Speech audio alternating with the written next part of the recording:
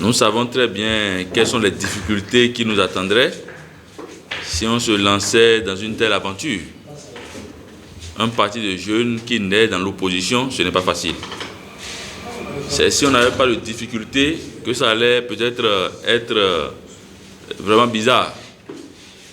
Nous devons nous armer pour affronter les difficultés.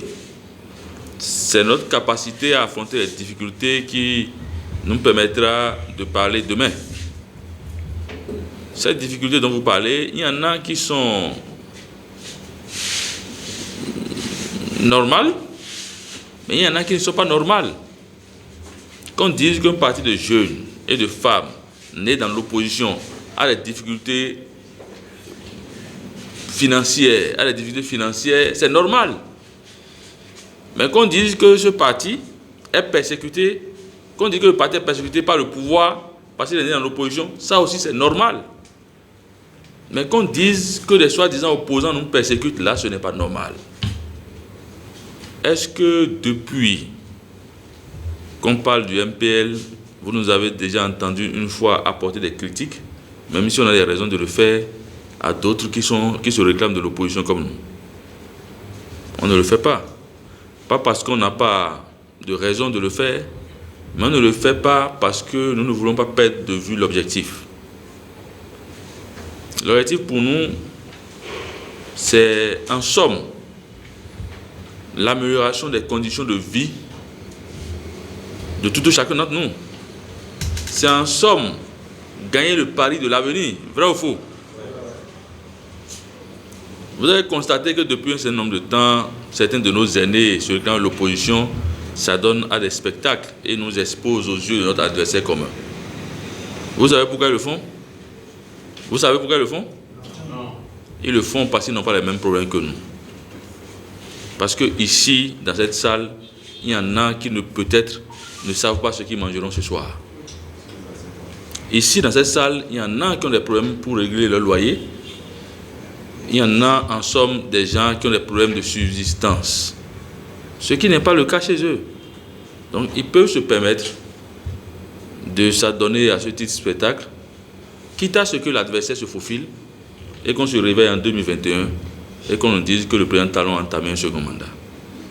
Eux, ils s'en foutent. Mais nous, on ne s'en fout pas. C'est pour cela que vous allez constater qu'on ne perd pas de vue l'objectif et on essaie tant bien que mal de faire notre petit bonhomme de chemin. Petit bonhomme de chemin, vous êtes les principaux acteurs. Que personne ne vienne vous conter l'histoire de votre propre famille. Vous êtes les acteurs de votre propre histoire. Des fois, je lis des choses sur le MPL, je me demande, mais est-ce que c'est notre parti là qu'on décrit comme ça? Je me pose cette question. Vous savez, avant qu'on s'engage dans cette aventure, vous et moi ensemble, on savait déjà que ça va être difficile. Ça va être difficile parce que il est rare de voir des jeunes vouloir prendre leur destin en main. Il est rare que des jeunes comprennent que personne ne vienne régler leurs problèmes à leur place. L'autre problème que nous avons, et je ne ferai pas une langue de bois, je partagerai avec vous, au sein de notre grande famille, en griffe de l'opposition, c'est qu'on n'arrive pas à distribuer les rôles. Personne n'arrive à identifier son rôle correctement et le jouer. Pour qu'on distribue les rôles dans une grande famille, il faut d'abord que quelqu'un soit le distributeur. Le seul distributeur que nous on a, que nous on avait jusqu'à présent, et de par nos mauvais comportements, nous l'avons découragé, c'est le président Soglo. C'est lui seul qui avait la capacité de nous faire asseoir et de dire voilà, vous jouez tel rôle, vous jouez tel autre rôle, vous jouez tel autre rôle. Mais on le sent se rétracter, ce n'est pas parce qu'il n'aime pas le pays, mais parce qu'il est découragé à la limite. Mais je vais vous poser des questions simples et vous me répondez pour qu'on puisse avancer ensemble. Est-ce que le jeune peut jouer le rôle qu'un vieux peut jouer? Est-ce que le jeune peut jouer le rôle du vieux? Est-ce que le vieux peut jouer le rôle du jeune? Non. Est-ce que celui qui est au Bénin peut jouer le rôle de celui qui est à l'extérieur? Est-ce que celui qui est à l'extérieur peut jouer le rôle de celui qui est à l'intérieur? Si les gens n'ont pas la capacité de nous aider à nous unir, il ne faudrait pas qu'ils soient des facteurs de division pour nous. On a besoin d'être unis pour affronter la machine qui nous écrase tous. Mais non, nous avons l'impression que les gens sont préoccupés par leur propre ego, par leur devenir, par leur zone de confort bousculée. Nous ne voulons pas faire cette guerre-là, qu'on ne nous amène pas sur le terrain. Nous avons dans le viseur un régime qui, il y a sera presque 5 ans maintenant, s'est vu confier notre destin commun. Eux, ils pensent qu'ils font très bien, mais nous, on pense qu'ils font très mal. Comment faire pour, dans le débat démocratique, réussir à leur prendre notre pays, à prendre notre pays de leurs griffes? C'est ce qui devrait nous préoccuper. J'en profite encore pour appeler les uns et les autres à l'union des forces. Parce que depuis que nous sommes en train de parler de cette histoire, on nous accuse de tout sans preuve. Nous accuse de tout sans preuve. Mais quand est-ce qu'ils ont déjà organisé quelque chose, ils nous ont invités, on a refusé d'aller? Non. Le véritable problème, il ne faudrait pas que les jeunes là existent. Mais qu'est-ce qu'on leur a fait? Qu'est-ce qu'on leur a fait? En leur temps, quand quelqu'un avait 50 ans, il n'était plus jeune. Déjà, à 30 ans, il a sa famille. Mais aujourd'hui, à 50 ans, on appelle certains jeunes. Vous savez pourquoi? Parce qu'ils n'ont pas réussi dans la vie. Mais non, on va refuser de continuer par végéter dans la misère, dans la précarité. Et c'est pour ça que notre combat est un combat noble. Nous ne sommes pas dans une guerre de personnes. Qui parmi vous ici a dans un passé récent rencontré M. Talon, homme d'affaires, pour lui demander de l'aider à devenir maire, à devenir député, à devenir même président de la République? Qui parmi nous ici l'a déjà fait une fois? Qui parmi nous ici est allé déposer son curriculum vitae chez le président Talon lorsqu'il était dans ses affaires pour obtenir un poste dans un gouvernement? Nous n'avons pas d'antécédent avec lui. Mais depuis le 6 avril 2016, il a pris la responsabilité de diriger notre pays. Ceux qui ne peuvent pas servir à la cause n'ont qu'à se ranger et débarrasser le plancher. Nous allons affronter le régime. La seule inconnue pour ce régime, c'est la génération à laquelle nous appartenons. Parce qu'avec nous, il n'y a jamais de compromission. La seule difficulté pour ce régime, c'est que ce régime ne sait pas jusqu'où nous pouvons aller nous autres. C'est pour ça que quand on agit, le régime prend ça très au sérieux.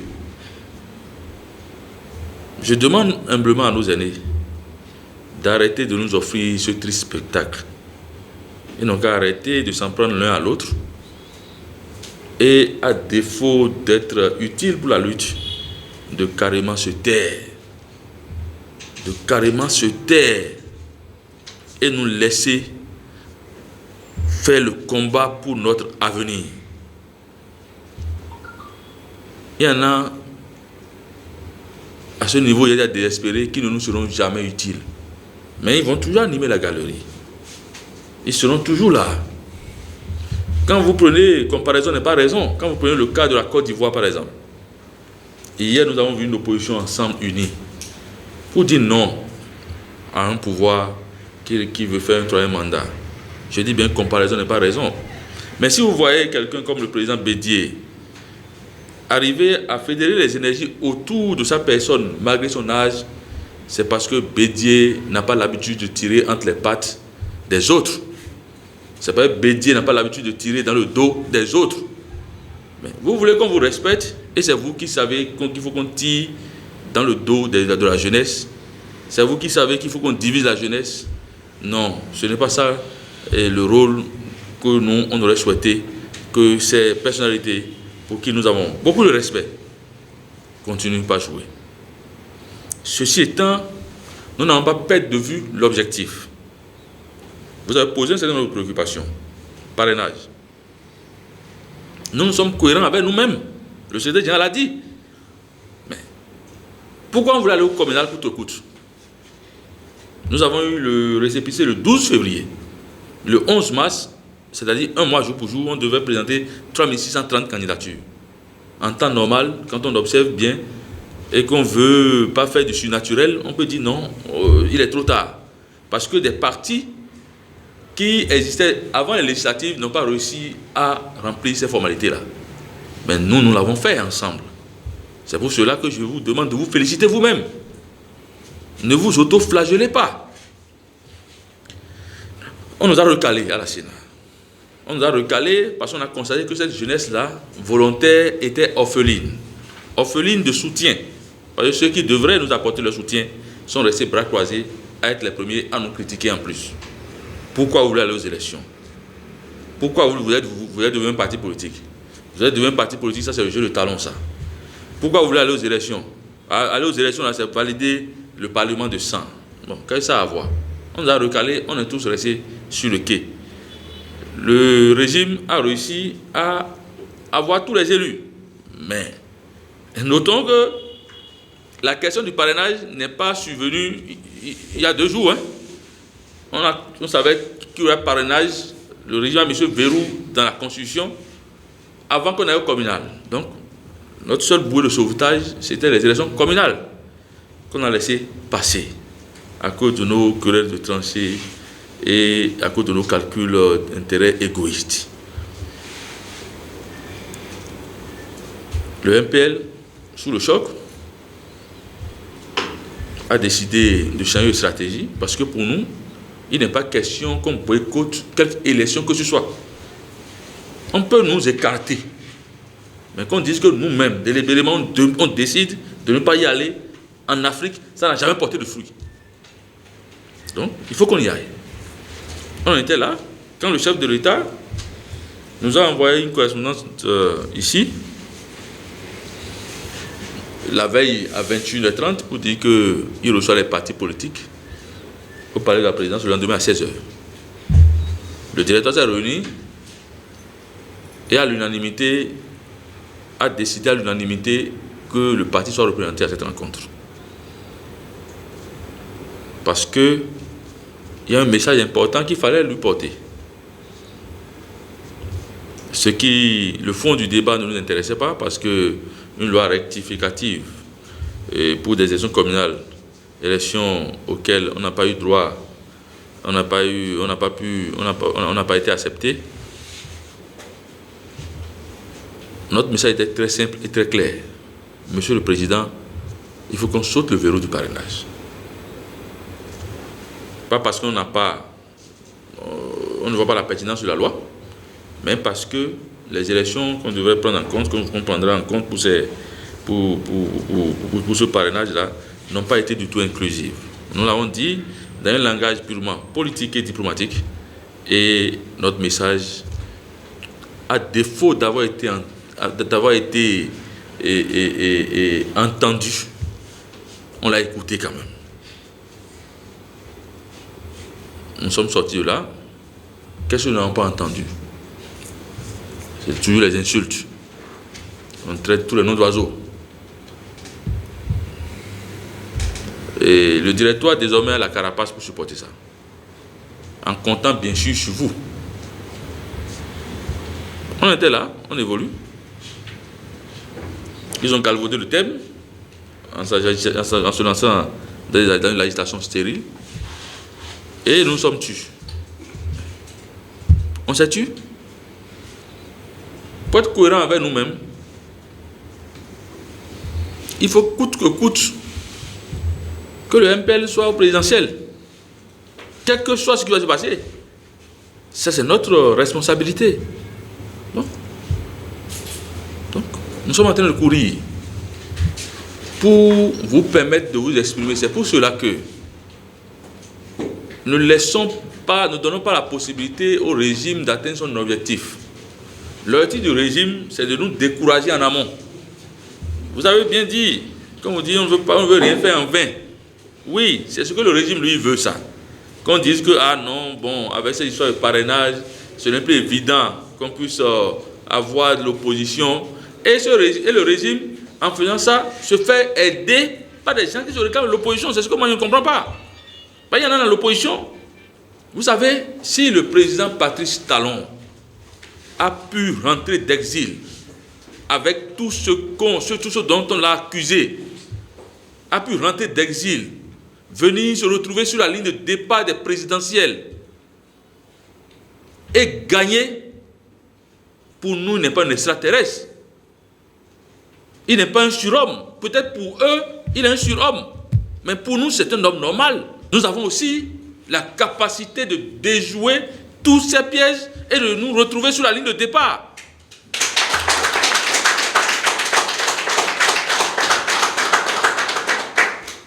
Ne vous laissez pas distraire, parce qu'aujourd'hui, on ne sait plus qui est qui. C'est pour cela qu'on dit souvent, j'ai l'habitude de vous le dire, aujourd'hui nous sommes seuls dans la lutte. Nous sommes seuls dans la lutte parce que c'est nous qui avons notre avenir hypothéqué.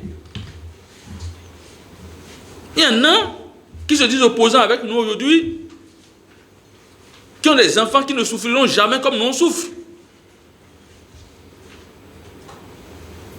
Donc, les motivations ne sont pas les mêmes. Nous avons besoin de détermination. Ne vous laissez distraire par rien du tout, ne vous laissez pas décourager. Nous allons faire le marquage à la culotte au régime. On ne laissera pas le régime nous distancer. Même si aujourd'hui, nous sommes en position de faiblesse. Même si tout semble être perdu, je crois bien quand je lis dans les regards que nous savons tous qu'il y a un être suprême. Lui ne nous abandonnera pas. Il ne nous laissera pas dans les difficultés. Nous avons l'obligation de continuer par croire en lui.